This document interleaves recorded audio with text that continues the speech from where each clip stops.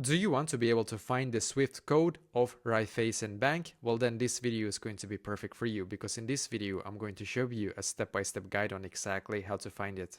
So the absolute easiest way to do this is to either go into your computer or on your mobile and then go into Google. Then you're going to search like this: Vice Swift Code Finder, basically. So search like this and then click right here. So click on this website right here.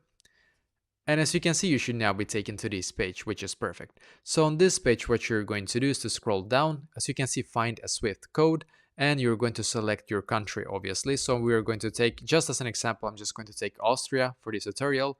Then I'm going to click where it says select a bank. In here, you can just search, as you can see. So you will get a bunch of options in here. So make sure that you actually select the correct one that you have. So let's take this one. Then you're going to select the city. Let's take, for example, this one, and then click on find Swift code right here.